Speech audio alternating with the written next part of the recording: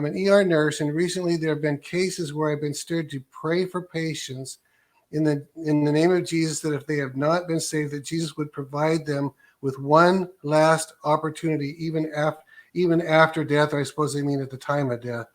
Do you believe that one simple prayer is enough intercession for Jesus to provide them that one last opportunity?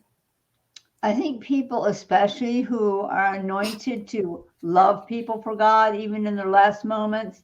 I actually have I've talked to people who are in hospice or used to be in hospice. There's such an anointing on them.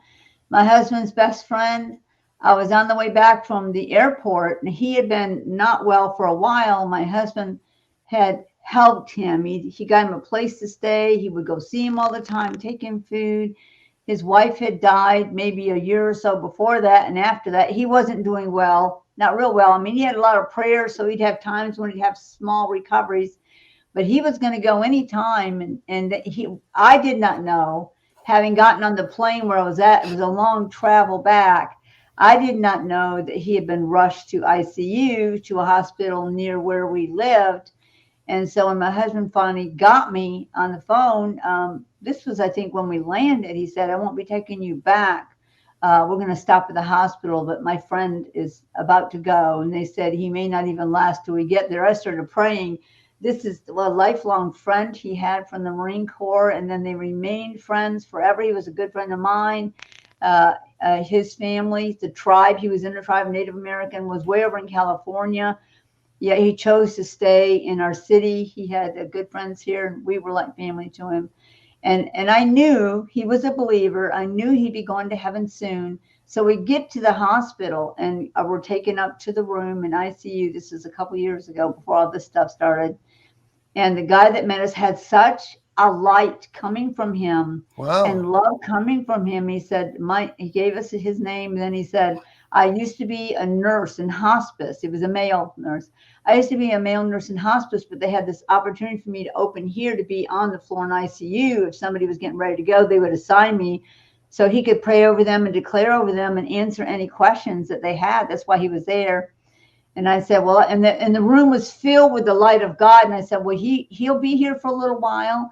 And they said, well, they're only giving him a couple hours. I went, no, he's going to last longer than that. I said, our children will want to be called. They'll want to say farewell to him. You know, he was like a godfather to them, you know, that watched over them and everything. And every one of them got to call and say something to him.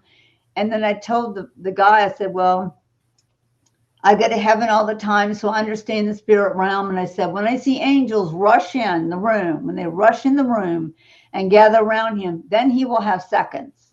Until then, he's going to remain right here, because they were saying, well, then you may have to stay all night long. I said, we're not staying all night, but it's not going to be minutes.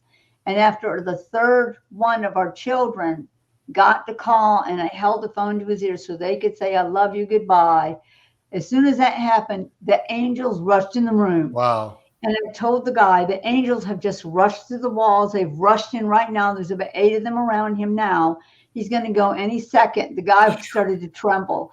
And he said, I feel such a presence of the presence of God like I've never felt before. He said, my whole body's just shaking. I said, it's the presence of those angels bringing the presence of the Lord. And they all looked at me. The angels turned and looked at me. And as he came out of his natural body, he looked at me and grinned. My husband's friend. Wow. Grinned and looked at me. He had the biggest grin ever. I used to love his smile. Grinned at me and just held his hand up. And the angels grabbed him and right out the ceiling. And he flatlined. Right there. Until that moment, he still had the heartbeat. And the guy got so undone. He started to cry and weep. And he said, you did see him, didn't you? And I went, yes. That was the very second they rushed in. They took him. He's in heaven now celebrating. So I got to talk with him a little bit about, you know, what heaven was like and everything. And then I thanked him for caring. But before that, he said to us, I want to thank you for coming. Because none of his family, you know, made an attempt. He'd been sick off and on for months. None of them made an attempt to actually come. But he talked about, you know, my husband who was president, he looked at me and he said, he talked about you all the time, how much you helped him and cared for him, loved him. And he said, and then he said to us, I am undone that people who are not even related would love enough to care to stop their life to come by and say goodbye to somebody. Wow. He said it's very important for somebody to be there. In his mind, he's thinking this is so that they don't go alone. And I said, I need to inform you of something. I said, even though there may not be a physical person present to say goodbye to somebody, there is always someone present to say hello.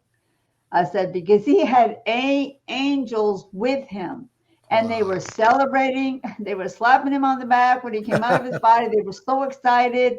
I said, so he had somebody present. I said, they'll never die alone. Okay, they always have Jesus. If they have Jesus with them, they'll never die alone. Sometimes other family members, just for that one time, will come to help escort them home to heaven. I said, it is a time of celebration when somebody dies. It belongs to the Lord. It is no sorrow on their side. And then he really began to cry, and he said, I never, ever thought of it that way. That all those people, he had prayed with so many people to be saved, that at the moment of passing, I wasn't the only one that was there.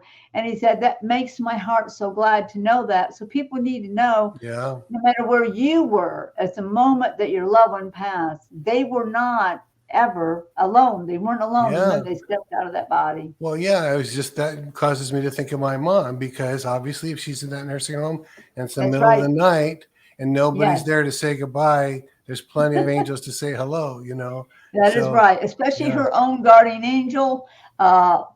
When she's about ready to pass, really, really close, there's like a thin veil right there where they begin to see the spirit realm or have an understanding of the presence of the Lord. Her own angel will hold his hand out to her and say, come on, we have to go. Wow. And do they always say that kind of thing? Come on, we have to go? Is it? Almost always, because some people are like, sort of like, I'm not sure. It makes sense. Time they say that, they'll really reach their hand out and say, come on, it's time to go. You've got to go home. Come on. By that time, they just almost leap out. They come and let you go. Wow. Okay.